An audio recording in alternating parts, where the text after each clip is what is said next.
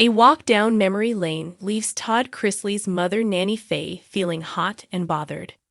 What has everyone's favorite grandmother flashing a devious grin with a seductive sparkle in her eye? Keep reading. We've got the scoop. The official Instagram profile for Chrisley Knows best shared a clip of Nanny Faye taking a walk down memory lane. She was watching a clip from an old episode of the show. The clip featured herself preparing to get swimming lessons. Nanny Faye chuckled as she watched how giddy she got after she realized what hunk of a man was coming into the water to teach her to swim. Todd Chrisley's mother fessed up that having such a gorgeous swimming instructor was just the motivation she needed. You can click here to watch Nanny Faye get hot and bothered as she walks down memory lane. Chrisley Knows best fans have watched this hilarious walk down memory lane over 40,000 times. And they've left nearly 200 comments reacting to it. Many fans of this USA Network family admit this was one of their favorite scenes in the show. Several fans also chime in to remind everyone that Chase and his grandmother are their favorite duo on the show. As we've previously reported, most fans have made it clear they would be supportive of a Chase Chrisley and Nanny Faye spinoff. Here's what some fans had to say about this walk down memory lane in the comments. Do you remember watching Nanny Faye react as her grandson Chase Chrisley revealed her swimming instructor? Do you think Todd Chrisley's mother getting all hot and bothered made the swimming lesson awkward for the instructor? Or do you think Chase warned him of what was coming? Share your thoughts with us in the comments. And keep coming back for the latest Chrisley Knows best news. Allie Johnson loves reality TV. She can't believe she was able to find a job writing about it. Allie has been doing this for 2 years. It was a particularly steamy Thursday afternoon in Nashville, and Nanny Faye Chrisley was feeling restless. The sweet tea had long lost its chill, and even her little fluffy dog, Elvis, had taken refuge under the whirring ceiling fan, his tongue lolling out in protest. "Lord, it's hotter than a preacher's collar on payday," she muttered, pulling her cheetah print robe tighter around her with one hand and fanning herself with a copy of Southern Living with the other. She didn't mind the heat, not really. She'd lived through hotter summers in her youth back in South Carolina, when air conditioning was a luxury and lemonade was practically a survival tool. But today, it wasn't just the weather making her sweat. It was the weather inside her head. See, Nanny Faye had been rummaging through her attic earlier that morning, more to escape Todd's endless critiques about her gambling than to actually clean. And she'd stumbled upon a dusty box labeled Private. Do not open unless you're still sexy. Well, that still applies, she declared with a wink to no one in particular, popping the top off with a dramatic flourish.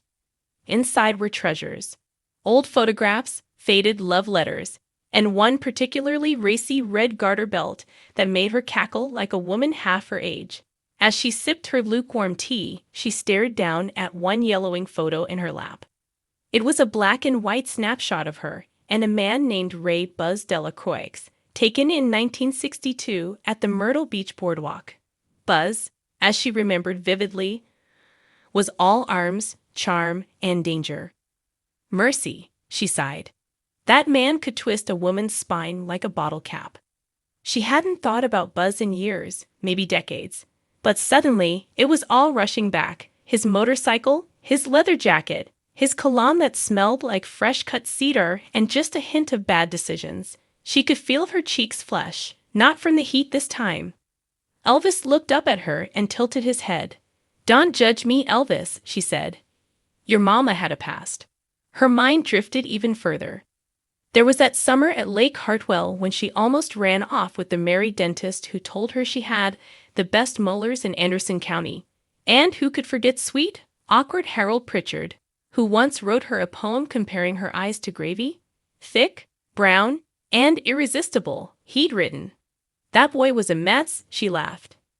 But it was Buzz Delacroix who had really left a mark.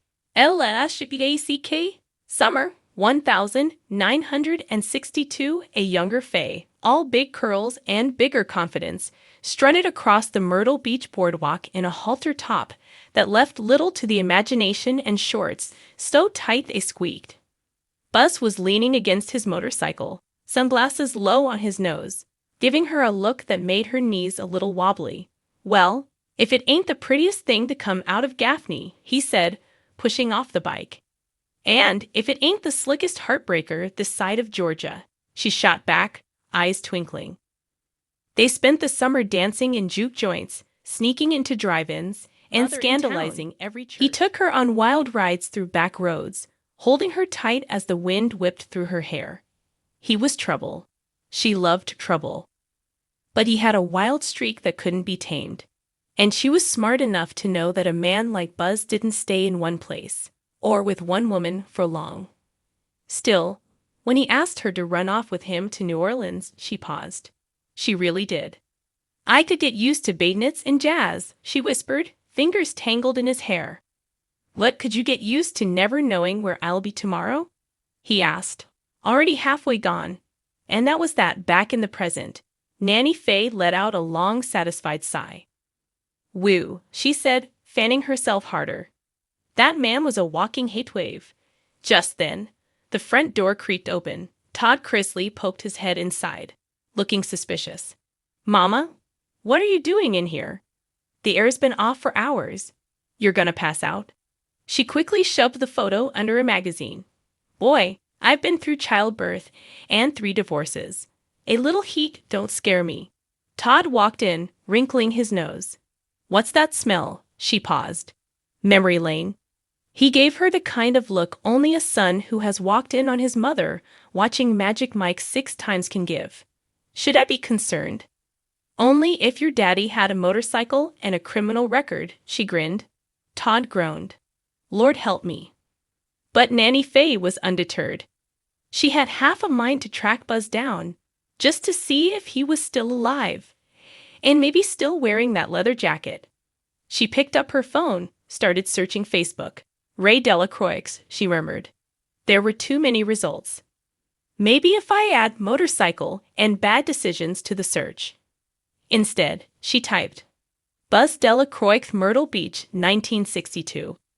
She was halfway down a Google rabbit hole when Savannah walked in with a smoothie. "Nanny, you okay? You look flushed." "That's just the sins of my youth coming back to visit," Faye said. Savannah blinked. "Are we talking about your time in Atlantic City again?" "Girl, please. That was just a warm-up act. I was a whole fireworks show in the 60s. Later that night, curled up in bed with Elvis snoring beside her, Nanny Faye finally found an old article in a digitized Myrtle Beach Gazette. "Buzz Delacroix joins traveling auto circus. Says farewell to hometown." Dated 1965. She clicked on the grainy photo. He was older, but still dangerous. Still handsome. Her heart fluttered just a bit. "Some people leave, and some people live rent-free in your heart," she said softly. The past wasn't perfect, but it was hers. And it was alive again tonight in her memories, in the scent of old cologne on a yellowed letter, and the flutter of a flirtation too wild to last. She closed her eyes, smiling to herself, and somewhere in the sticky heat of a southern night, a younger Faye laughed in the wind, hair flying behind her on the back of a motorcycle, headed toward trouble, and loving every second of it. EPILOGE. The next morning, Todd found his mother in full makeup, spritzing herself with perfume. "Mama, where are you going this early?" "Just to the store," she said innocently. He squinted. "Why are you wearing that red lipstick that makes you look like Dolly Parton's Dangerous Cousin?" Faye grabbed her keys. "Because you never know when the past might roll back into town, and I plan to be ready." She blew him a kiss, then turned and strutted out the door like she was still 25. And Lord help Nashville if Buzz Delacroix ever came looking for her.